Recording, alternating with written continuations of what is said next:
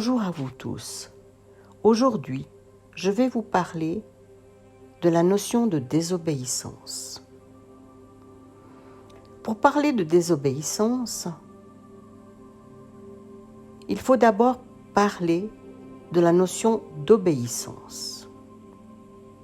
Si vous cherchez la définition du mot obéir, il s'agit de se soumettre, de se plier, d'accepter de faire quelque chose contre votre volonté ou par peur des représailles éventuelles que vous pourriez recevoir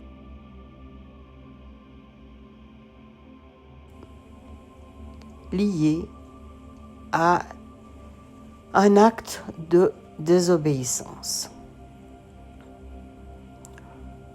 Beaucoup d'entre vous sauront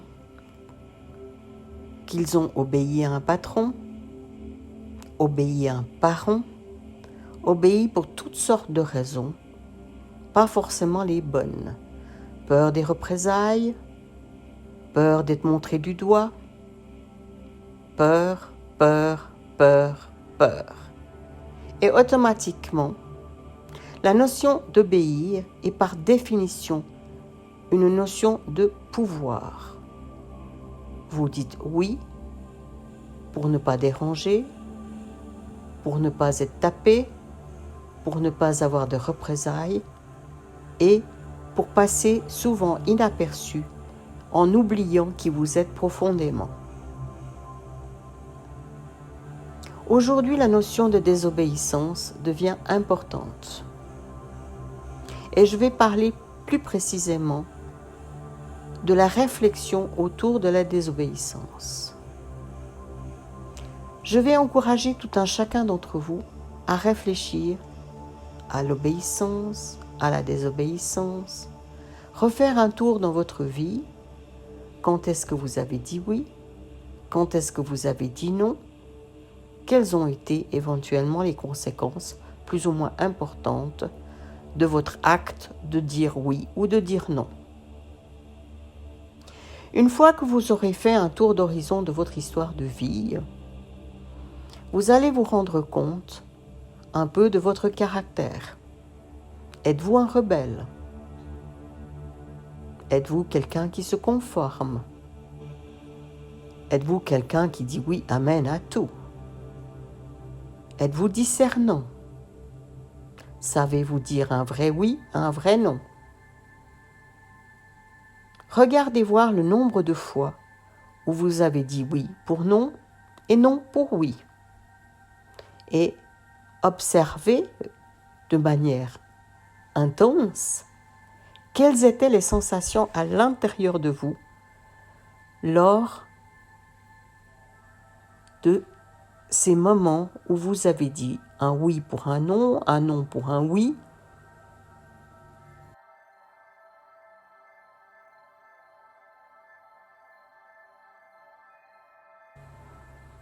Il est toujours intéressant de faire un tour d'horizon et d'observer comment nous avons évolué au travers de notre histoire de vie,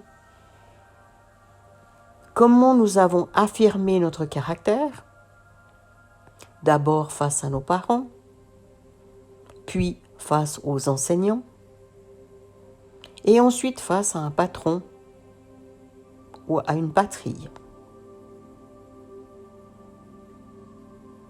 Aujourd'hui, la situation est grave au niveau mondial. Nous sommes dans une période de grande ouverture avec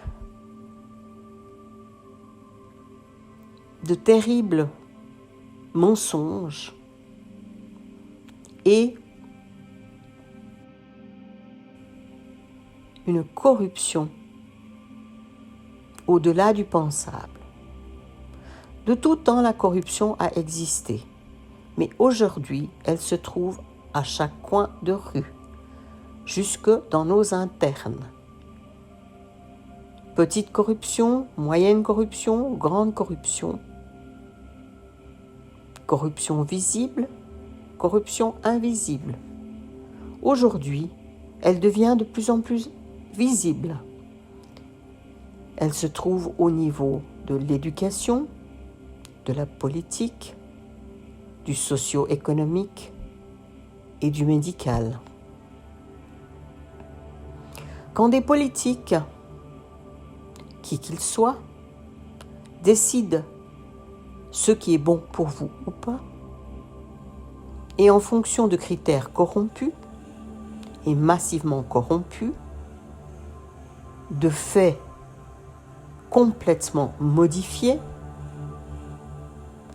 plus le mensonge est gros, plus les gens gobent ce mensonge. La télévision a dit, donc c'est juste. C'est pour cette raison-là aujourd'hui que je vous encourage à réfléchir, à oser vous poser 3 questions et demie. Et je vous rappelle que la demi-question va engendrer d'autres demi-questions. L'ouverture de conscience passe par se poser des questions, passe par chercher, passe par oser, fouiller, écouter son intuition. Arrêter de suivre le courant défini par d'autres. En suivant le courant, plus d'une fois, nous allons à notre perte. Donc, je vous encourage à réfléchir sur l'obéissance et la désobéissance. Et jusqu'où êtes-vous prêt à aller pour vous aligner, pour être en rapport avec qui vous êtes profondément, avec votre âme, avec votre partie supérieure, avec la partie intemporelle, éternelle.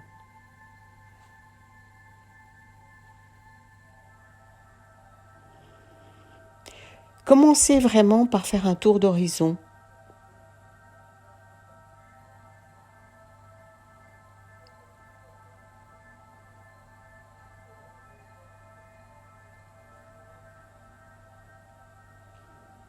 Dans votre vie, avec honnêteté. C'est l'honnêteté qui va compter. Et aussi de vous poser la question, peur. Peur de quoi? Peur de quelle représailles? Peur qu'on vous montre du doigt? Et alors, quelle importance? Peur de perdre mon boulot? Peut-être un peu plus grave, mais est-ce que mettre sa santé en danger et dire oui, amen à quelque chose qui ne nous correspond pas vaut la peine à long terme?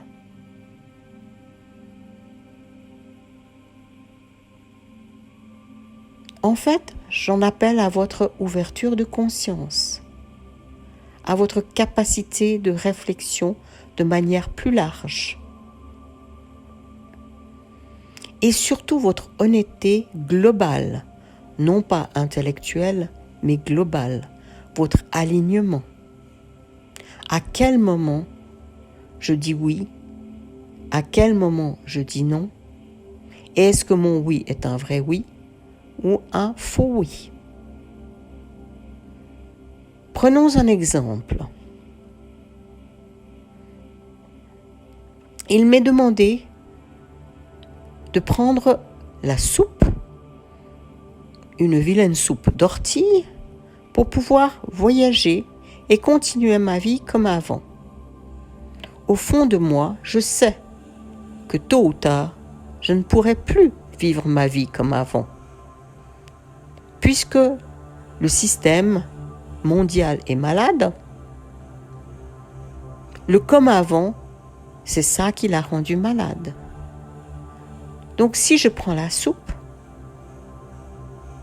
en sachant très bien que je le fais pour les mauvaises raisons, et que je mets possiblement ma vie en danger, est-ce que je suis OK avec ça? Et si, dans 6 mois, je fais un accident médical grave lié à la soupe, est-ce que je ne vais pas m'accuser et me malmener et me culpabiliser en fonction de mon modèle du monde. La réflexion va loin. C'est jusqu'où je suis prêt à aller pour ma propre convenance. Et c'est quoi la convenance? Est-ce que la convenance, c'est de voyager, d'aller au restaurant, de passer mon week-end dans une grande surface ou dans un avion parce que je veux acheter des chaussures particulières à Barcelone? Est-ce que c'est ça ma vie? Et en se posant la question de manière honnête, l'important c'est d'y répondre honnêtement. Qu'est-ce qui est juste pour moi? Et qu'est-ce qui est juste pour moi en un point X? Peut-être dans 6 mois ou dans 2 ans, je verrai les choses autrement. J'aurais consommé la soupe, j'aurais été malade et j'aurais appris. La vie nous met toujours les choses sur notre chemin pour apprendre. Donc voilà mes amis, je vous encourage à réfléchir, obéissance, désobéissance civile. Tout un chacun d'entre nous est prêt à aller pour s'aligner sur son âme. À bientôt pour une prochaine vidéo. Et je vous remercie. Merci pour vos commentaires.